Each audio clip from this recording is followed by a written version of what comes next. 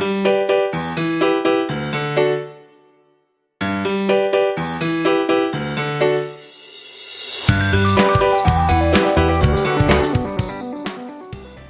की वीडियो के दो पार्ट होंगे। एक तो होगा प्रोफेशन का सेकंड भाग, जिसमें डिफरेंट प्रोफेशन बताए जाएंगे, और दूसरा जो होगा वो टैलेंट सर्च। किसी आप जो हाथ किसी का देख रहे हैं उसमें कैसे देखेंगे कि किसके पास कौन सा टैलेंट है, कौन सी उसकी शक्ति है जो उसको अपने करियर में यूज करनी चाहिए। इसके लिए बने रहिए। टैलेंट एंड कैरियर, देखो कितना बहुत ब्यूटीफुल लिखा है। Each person has a unique set of talent and skills. हर कोई बंदा हर काम नहीं कर सकता, हर कोई बंदा हर काम नहीं कर सकता। Some of these come naturally while some of them due to the activities, jobs, hobbies a person pursues during the course of his life. In other words, talent are the inborn ability and potential of a person is born with. जो talent है ना, कला है ना, जो वो इंसान पिछले जन्मों के कर्मों से अपने साथ लेके पैदा होता है। ये आप उसको बना नहीं सकते, वैसा जैसा वो पैदा हुआ है ना वैसा ही उसके पास टैलेंट है। हमें तो जरूरत है उसको पहचानने की कि वो टैलेंट को कैसे पहचानना है। While skills are learned routine or method that person does well with, often because of the talent he possesses. जब टैलेंट है जो बंदा व्यक्ति साथ में लेके पैदा होता है, जो स्किल्स है ना अपनी वो कलाकारी, जो टैलेंट उसके साथ पैदा हुए उसके साथ मिलके वो स्किल अपने एक्सपीरियंस से, अपनी पढ़ाई से या उसको जब सिखाते हैं उससे सीख लेता है। And if the talent and skills can be used in profession the person starts enjoying his work. यदि जो उसका टैलेंट है और स्किल जो उसने सीखी हुई है उस कम्बिनेशन को बंदा अपने प्रोफेशन में यूज करे तो बंदा अपने काम को इंजॉय करना शुरू कर देता है। We all know that an average person spends 8 to 10 hours of his daily life engaged in career. हम सब जानते हैं कि एक आम इंसान 8 से 10 घंटे तक डेली अपने कैरियर पे लगाता है। So it should be an important objective of his life to find the happiness in work. ये ज़रूरी है कि उसको अपना काम पसंद आता हो और उसको काम को enjoy करता हो। And he can enjoy his work and find happiness if he allow himself to use his natural talent in his profession. He can enjoy the work, क्योंकि वो किस लिए खुश रह सकता है जब वो अपने टैलेंट को अपने काम में यूज करेगा, अपने प्रोफेशन में यूज करेगा, तो उसको काम भी अच्छा लगेगा, वो इंजॉय भी करेगा। In this case A palmist can B a great help in guiding a person in listening his talents, skills and potentials.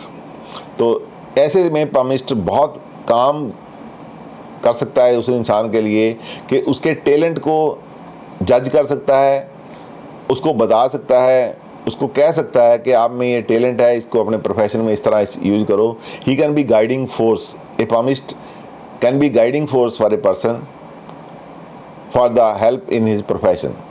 Once these talents are discovered and polished they can provide a wonderful career of the person. एक बार इन skills के बारे में जान जाए व्यक्ति और उसको डेवलप कर ले, पॉलिश कर ले, तो व्यक्ति एक बहुत ही कामयाब इंसान अपनी ज़िंदगी में बन सकता है और अब बहुत ही वंडरफुल काम अपनी प्रोफेशन में कर सकता है। Some of the different creative potentials a person may possess and can be converted into a career have been discussed below. इनमें से कुछ ऐसे हैं जो क्रिएटिव पोटेंशियल हैं, कैसे उसको देखते हैं ये नीचे बताया गया है। आर्टिस्टिक एबिलिटी, सबसे पहले आर्टिस्टिक एबिलिटी को कैसे देखते हैं आप पहले देख चुके हैं। स्क्वायर हैंड हो, कोनिक फिंगर हो तो वो आर्टिस्ट होता है। Artistic ability includes the skills and talent to create fine work at art with the help of imagination and experience. कि कैसे होता है आर्टिस्टिक एबिलिटी, कैसे होगी। जो कोनिक फिंगर हैं वो इमेजिनेशन को पूरी को ग्रास्प करती हैं, उसको अपने अंदर समाती हैं। जो स्क्वायर हैंड है वो उसको प्रैक्टिकल शेप देता है, उसको अब्जॉर्ब करता है अपने में। Well amount of line and sun, जो सूर्य है वो उसके अंदर एक आर्टिस्टिक एबिलिटी है। जिसका सूर्य अच्छा नहीं होगा वो एक अच्छा आर्टिस्ट नहीं हो सकता, जिसका सूर्य अच्छा नहीं होता, ऐसा अच्छा एक्टर नहीं हो सकता, अच्छा पोएट नहीं हो सकता। उसको अपने दिखाने का, सूर्य के पास एक आर्ट है अपने आप को शो करने का। सूर्य की एक फुकरपंथी की आदत है, सूर्य फुकरा होता है, उसके बाद होता कम है, दिखाता ज़्यादा है। लेकिन उसका ये जो उसकी आदत है ना, उसका पॉजिटिव एटीट्यूड यदि लें तो व्यक्ति अपने क्षमताओं को जरूरत जितनी होती नहीं उससे ज़्यादा दिखाने की कोशिश करता है, जो एक आर्टिस्ट के लिए एसेट है। एक आर्टिस्ट के लिए ज़रूरी है कि जितना है नहीं उससे ज़्यादा दिखाने की वो कोशिश करे। Strong mount of Venus and moon, शुक्र का जो माउंट है बहुत स्ट्रांग होना चाहिए। शुक्र के बिना कलाकारी नहीं है, कलाकारी की देवी है शुक्र। Venus is a goddess of artist. और moon is a planet of imagination, ये पूरा इमेजिनेशन जो है वो मून करता है। Headline sloppy towards the mount of moon, जिसकी हेडलाइन जो है दिमाग की रेखा है माउंट ऑफ मूनस की तरफ झुकी होगी, वो व्यक्ति अच्छा इमेजिन करेगा, अच्छा सोचेगा, ख्यालों में रहेगा, ड्रीमी होगा। जो ड्रीमी होगा वो सोचेगा भी। कुछ सोचने के लिए ड्रीम करना पड़ता है, कोई प्रोजेक्ट करने के लिए सबके पहले उसको इमेजिन करना पड़ता है, ड्रीम लेना पड़ता है उसका। Then the baby is born.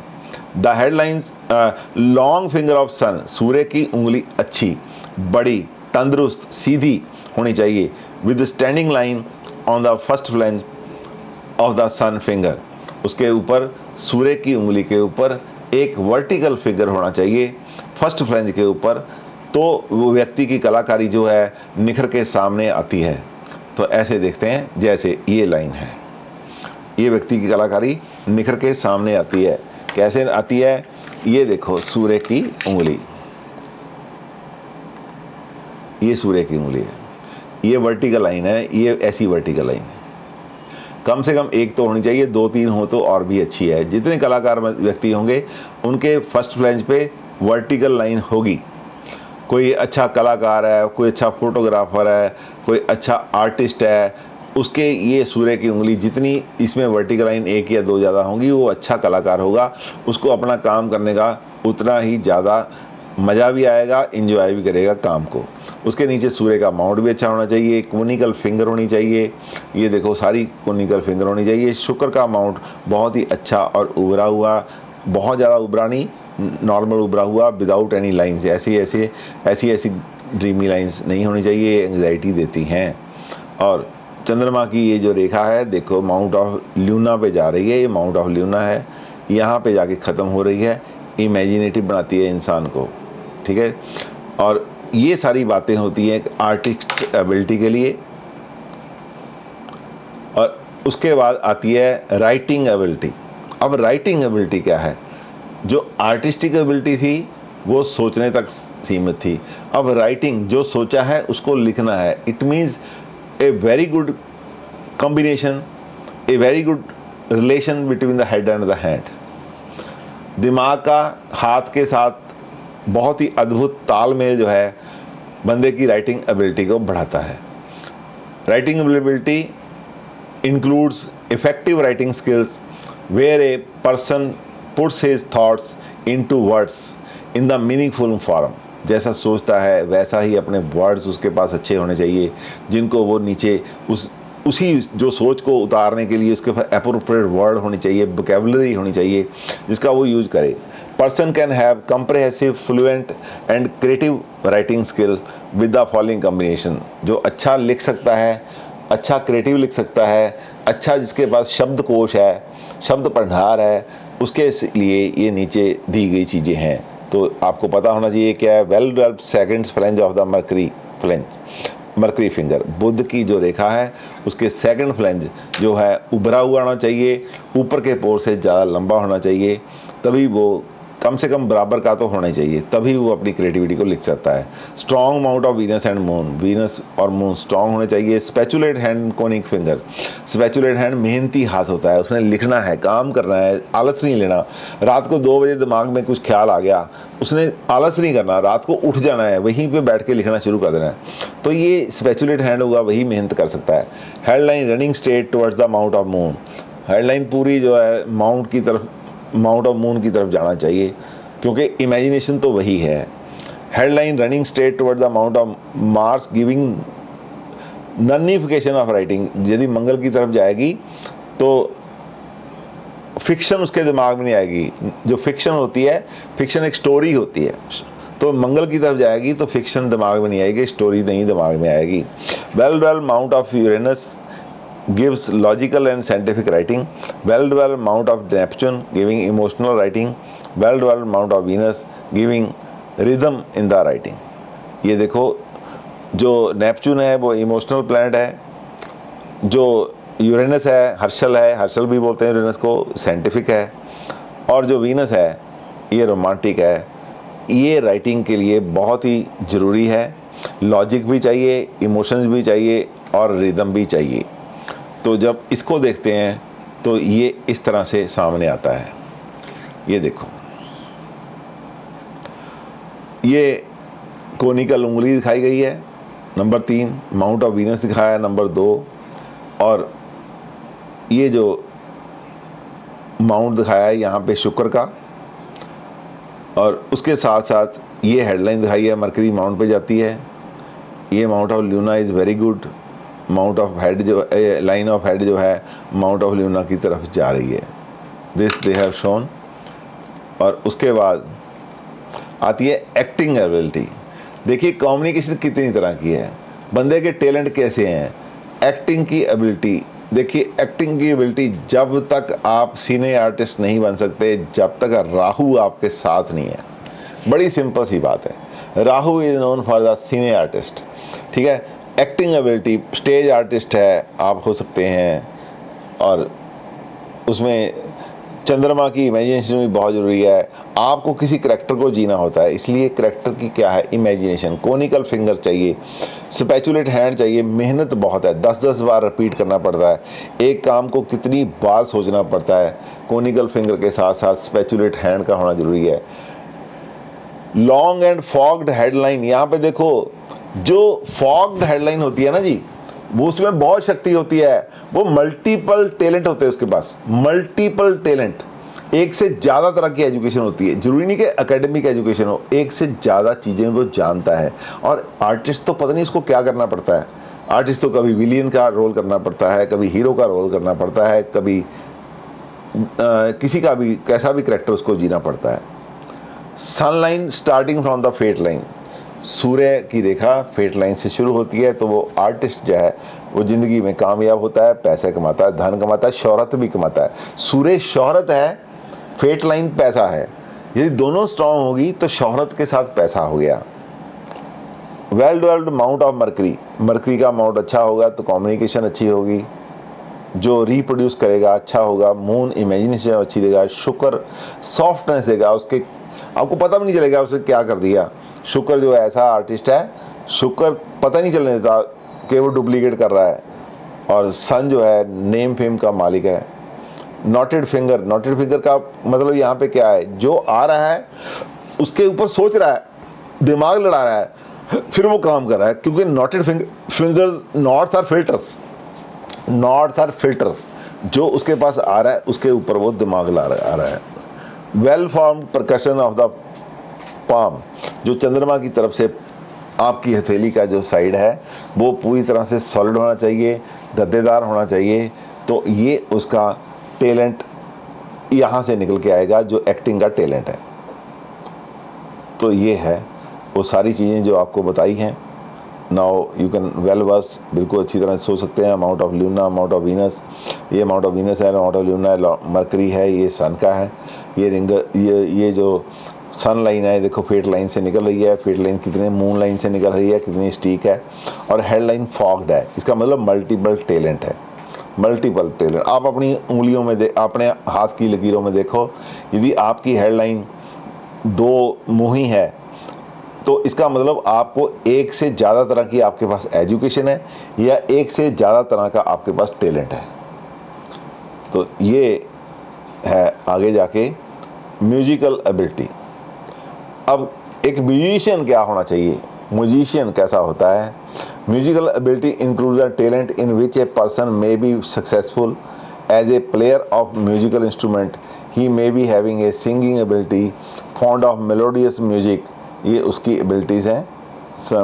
मैं आपको आगे ले जाता हूँ, नोट्स आपको भेज ही रहा हूँ।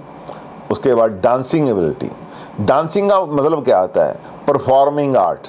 Dancing is in fact a performing art.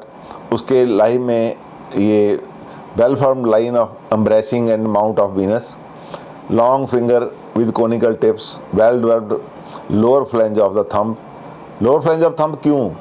Lower phalange of thumb का मतलब क्या है कि लॉजिक, लोअर ये जो अंगूठा है इसके नीचे वाला जो हिस्सा है लॉजिक बताता है। जो डांसर है वो सबसे पहले लॉजिक देखेगा, उसके बाद डांस करेगा कि लॉजिक किस तरीके से डांस करना है, कहाँ स्टेप लेना है। क्योंकि आपको ये मालूम होना चाहिए कि dancing is the most disciplined art. एक स्टेप भी आसपास हुआ नहीं तो आपका रिदम खत्म हो जाता है। इसके लिए ये चीज़ें होनी चाहिए। तो उसके बाद आता है डिज़ाइनिंग एबिलिटी।